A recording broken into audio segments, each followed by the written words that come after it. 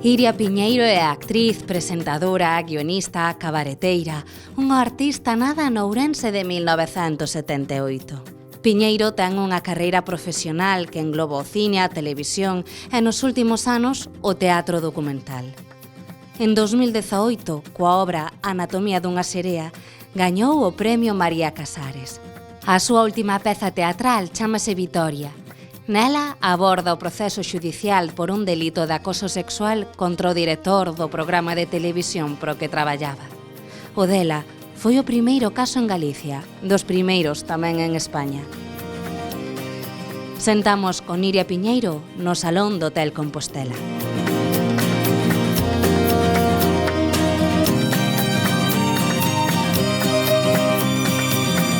A primeira palabra que me ven é cansado. Pero igual porque tamén estou cansada, o sea, é divertido e é libre. Ser actriz é ser libre.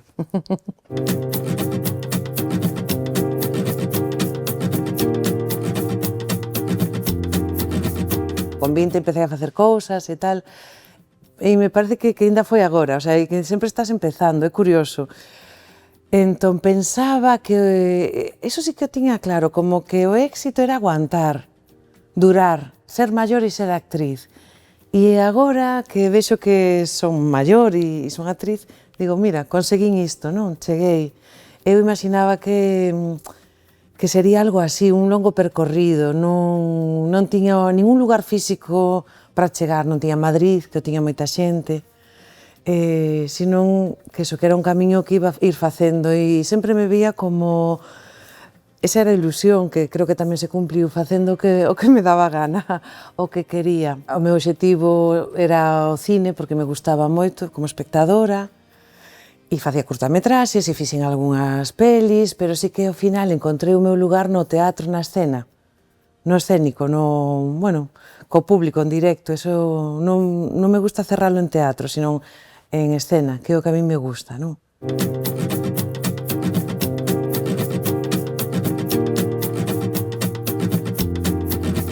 Sí que existe esa presión. A cuestión é darlle a volta, é facer ti, non? Como ter ti o poder para que esa presión desapareza. Entón eu fago os meus proxectos, escribo en un entorno, o sea, traballo cun entorno, quero dicir, o escriben para min compañeiras, ou escribo os meus proxectos e sempre me rodeo dunha xente coa que esa presión poida desaparecer. Claro que eu traballei en televisión, aí notaba tamén a presión do físico, da idade, en moitas cousas. Si traballas para a mal chamada industria, creo que aquí non hai, aínda que hai moito nivel e moito traballo, non se lle pode chamar industria e non se lle debe chamar, creo eu, para non perder ese amor e esa manufactura.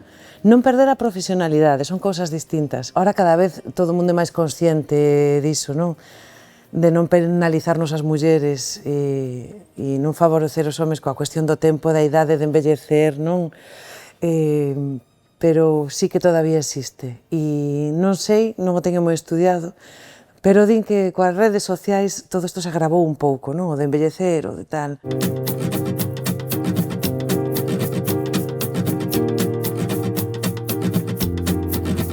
Agora estamos preparando un curso de cabaret para que non se perda o oficio. E estou con Yolanda Paz, que é unha cabareteira de Coruña, e tamén está Nelson Quinteiro facendo cousas, está Marinita e sus maromas dando caña todas as semanas en Teis, nun auditorio, e resistindo como oficio. E ser unha cabareteira galega, eu creo que ser unha cabareteira universal, que unha vez máis vai co da resistencia, con resistir, con facer o que se quere, con dicir o que queremos, con buscar a maneira de dicir as cousas e de acompañar ao público tamén.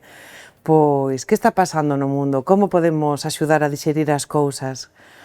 E, unha vez máis, ser libres en cuanto a xénero, en cuanto a todo, a discurso, a físico, a idade, é aguantar. E a xente quere iso, non tamén?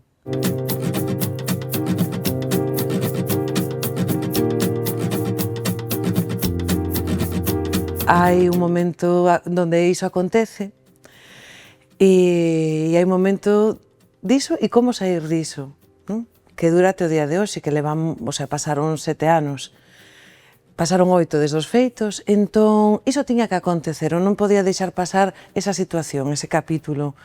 Non podía seguir adiante sin denunciar, sin chamar a atención sobre iso, en plan, isto non pode acontecer nin quedar no marco do privado. Se callar agora faría as cousas de outra maneira, teríame cuidado un pouco máis eu, porque creo que din moito, non? Ou sacrifiquei moito, como eu o levei. Estiven acompañada, por sorte, e apoiada, pero tamén hai unha parte de soidade. Entón, isto marca no sentido de que eu creo que perdín a inocencia. Para min, xoga ao meu favor, porque eu vexo as cousas de outra maneira. Tamén me fai forte porque non me deixan de acontecer e non nos deixan de acontecer cousas, non, agresións machistas, queiras ou non, lévalas de outra maneira, podes axudar as outras, entón eu vexo un positivo. É a maneira en que eu vivo todo ese episodio. E a nivel profesional estuve vetada, sigo vetada nalgúns lugares, pero como que non me importa, puiden seguir adiante. Tamén porque me busquei outra vía, a do teatro, teatro documental. Agora, despois de anos, quixen contar esta historia no teatro. E está a acontecer. Estou con este espectáculo, Vitoria, onde contamos, porque por sorte estou en grupo, a historia da denuncia, o proceso.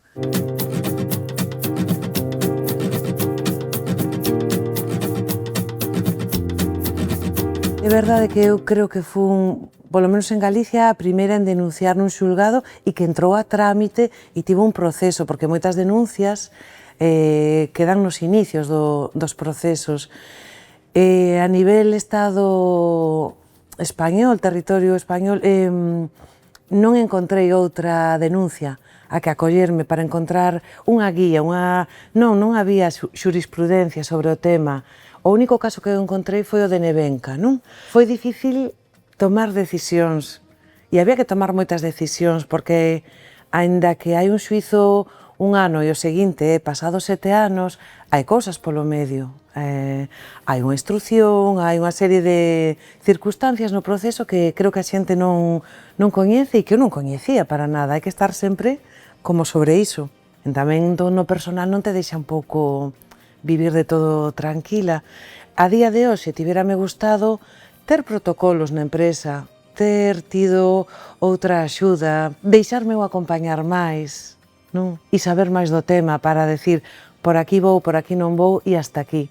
Ata aquí chego e ata aquí non chego. Que en certo sentido sí que o fixen, pero en certo outro, pois non, porque había que seguir. O proceso avanzaba e eu non quería paralo, quería chegar ao final como fose. Isto ten que chegar. Para mí era xustiza. Quero que se me escoite, que se saiba. Por iso tamén o fixen público e eu tomei a decisión.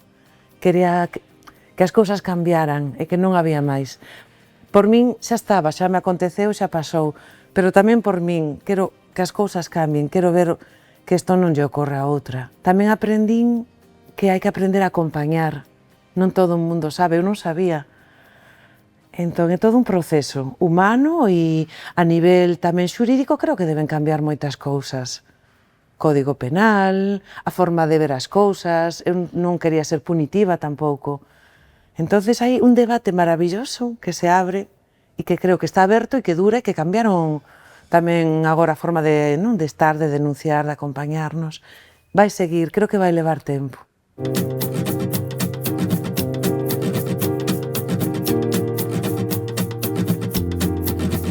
Hai xente que me pregunta se volvería a facer e xente que me pregunta que fago, denuncio ou non denuncio. Claro, non teño poder de recomendar nada. Cada quen ten que facer o que se axusta á súa situación e aquí entra tamén a situación económica, a situación social. A decisión tamén vai por aí, porque o que non se ve é todo o desgaste a parte de humano e económico.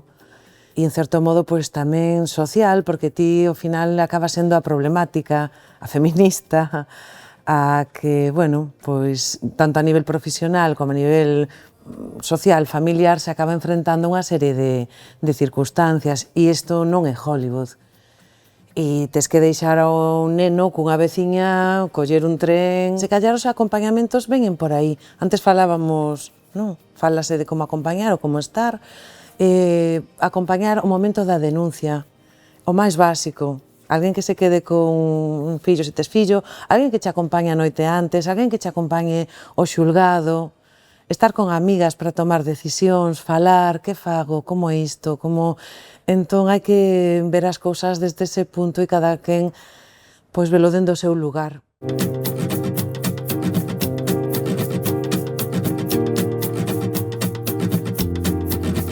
Eu quixen contar a historia da denuncia a través deste espectáculo Vitoria, a través do teatro documental para utilizar a documentación xudicial, a documentación persoal de diarios, notas, cousas que tiña guardadas dese momento, desa época, e tamén quería meter o cabaré, que é onde me sinto eu tamén segura e cómoda, e creo que o humor era necesario para contar esta historia. E o propio momento xudicial ou a propia institución, cando eu pasei por aí, parecíame un cabaré. Había cousas como moi desorbitadas, o mesmo que había cousas das que teño bo recordo, non? De ter sido escoitada, de ter sido ben tratada por algunhas profesionais, houbo situacións de violencia xudicial que se pasaban a liña, xa eso, digo, do teatro, do cabaré, da ficción, non parecía ser real, non? Está tan obsoleto, a linguaxe, as togas, o comportamento e a xerarquía que non podía ser tratado de outra maneira, non? Entón, agora eu quixeno contar pois, con todas as dosis do que vivín. E está a ser bonito contalo, está a ser sanador, e para min levar esta verdade ao teatro, bueno, é como unha pequena victoria tamén. Eu noto que hai algo de medo para programar esta peza. Eu creo que a medida que se vaya vendo e se vaya, pois eso, tamén coñecendo como é a peza, vai haber menos medo, porque creo que é un espectáculo bueno, que se enfrenta a unha estrutura potente e ninguén quere ter problemas, non?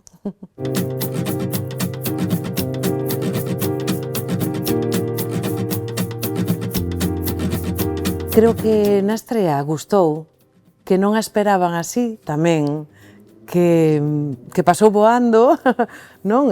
Tamén porque creo que esperaban un tema moi duro, moi denso, moi, bueno, difícil de recibir e creo que conseguimos dar outra cousa. Entón, é emocionante a peza,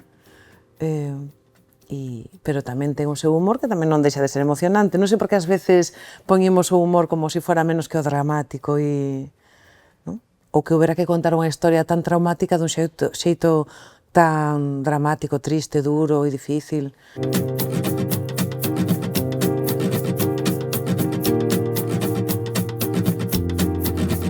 Na peza hai un capítulo, unha escena, que lle chamamos a vítima perfecta e falamos de como debería ser, non? Pois apoucada, non? Sin moito tal... non moi arreglada, sin sorrir, parecer afundida pero non tola. Entón parece que hai un manual patriarcal de como ten que ser a víctima perfecta ou como ti tes que ser ante un trauma ou despois do trauma, que se observa moito, e a min en Suízo pois se me xulgou por ser actriz e porque creo que me fora de vacacións, que ao final pois nin me fora, o sea, era un malentendido, que como se me vou, non? Que problema hai? Entón, como non nos vamos rir? Como non vamos tratar dende humor? E é difícil darlle esa volta. Eu a hora de escribir e logo a hora de crear a peza hai que dar coa clave. Vámonos rir desto e que todo o mundo se poida rir un pouco. Con ese pouso, claro, sempre de ironía, de cabaré.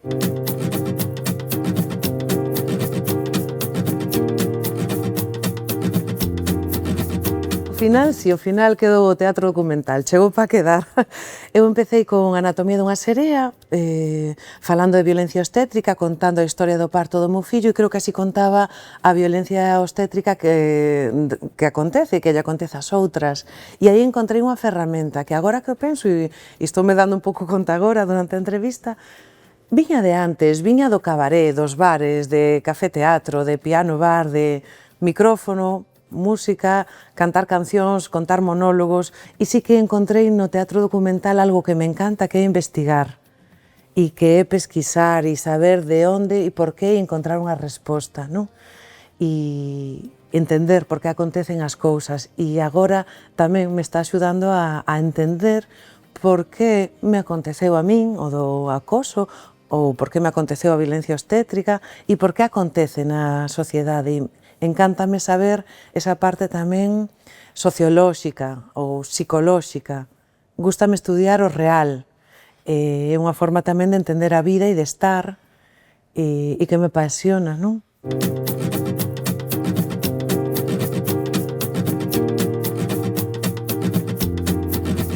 Ser actriz e ser mamá, nun principio era o drama, a traxedia, a fin da carreira, pero pronto me din conta de que era unha profesión fantástica para ser nai no sentido de que eres dona do teu tempo, de que os tempos, pois eu non teño un horario, aínda que eu sí que me marco un horario de oficina polas mañás, bueno, cando podo, consigo que o tempo sexa como máis elástico, entón teño tempo de calidade co meu pequeno, non? Entón, sí que ahora o vexo dende un punto moi positivo. Podo leválo a traballos, ás veces. Non é o que a mí máis me gusta, pero porque me gusta estar concentrada e estar no que estou, non estar a todo. Ás veces gustame que veña e que coñeza como é a profesión, para que non traballe disto. Pero, non, me gusta que se empape de todo, unha forma de criar tamén. Tamén vin outras abrir un camiño aí, como outras levaban as crianzas, o traballo, como se arreglaban as outras, ou como entre actrices nos axudamos. Deixoche o meu neno, xe que vou non sei, a Redondela, cuídamo ti, o teu día che cuido eu mentre estás cantando en Betanzos, non? Entón, a nivel galego, temos unha rede tamén de actrices cabareteiras que nos axudamos, e é a sorte de ter este traballo tamén, por un lado precario e por outro rico, non? Que igual noutra profesión é máis difícil, que ás veces me pregunto, non sei como fan outras nais que entran en oficinas, que entran a traballar en fábricas, en hotéis. Ten que haber unha rede ou un sistema, debería haber un sistema público que, non, para todo o mundo, que hai, pero creo que non chega aínda, sí, gratuito.